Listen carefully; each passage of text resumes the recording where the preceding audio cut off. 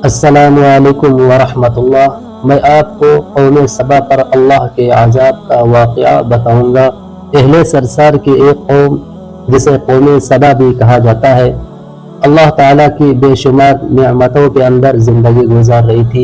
ये कौम एक अज़ीम तहज़ीब व तमद्दुन की मालिक थी। हज़रत दाऊद अलैहिस्सलाम और हज़रत सुलेमान अलैहिस्सलाम की बाअज़मत हुकूमतों के बाद उनकी हुकूमत ज़बान ज़द ख़ास व आम थी। कहा जाता है कि ये लोग गंदम के मगज़ से आटा पिसा कर रोटियां पकाते थे, लेकिन इस बरअक्स वो इस कदर इसराफ करने वाले और नाशुक्रे थे कि इन्हीं रोटियों के साथ बच्चों का पैखाना साफ करते थे। बाद आज़ा उन आलूद रोटियों को इकट्ठा करने से एक पहाड़ बन गया था। फिर एक सालेह शख्स ने वहां से गुजरते हुए एक औरत को देखा जो रोटी के साथ बच्चे के पैखाने के मकाम को साफ कर रही थी। इस शख्स ने औरत से कहा, तेरे ऊपर अफसोस है, खुदा से डर, कहीं ऐसा ना हो कि खुदा तेरे ऊपर अपना गजब ढाए और तुझसे अपनी नेमत छीन ले। उस औरत ने जवाब में मजाक उड़ाया और मगरूना अंदाज में कहा, जाओ जाओ, गोया कि मुझे भूख से डरा रहे हो। जब तक सरसार जारी है, मुझे भूख से किसी किस्म का कोई खौफ नहीं है। कोई ज्यादा अरसा नहीं गुजरा था कि अल्लाह ताला ने उन लोगों पर अपना गजब ढाया। पानी जो कि जिंदगी की बुनियाद है, उन लोगों से छीन लिया, यहाँ तक कि कहत नाजिल हुआ।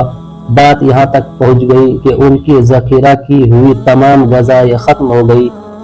आखिरकार वह मजबूर हो गए कि इन्हीं आलूदा रोटियों पर टूट पड़े जो उन लोगों ने इकट्ठी करके पहाड़ के मानिंद ढेर लगाया हुआ था। बल्कि वहां से रोटी लेने के लिए सफ लगती ताकि हर कोई वहां से अपने हिस्से की रोटी ले सके।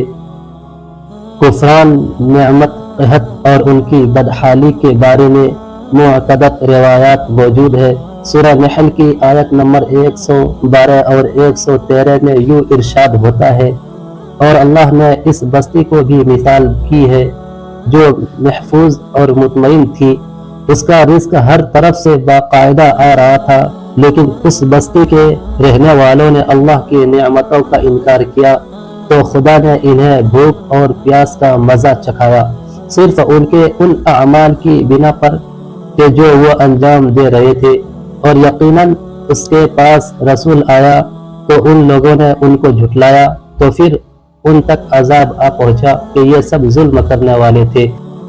वीडियो अगर पसंद आया हो तो चैनल को सब्सक्राइब करें।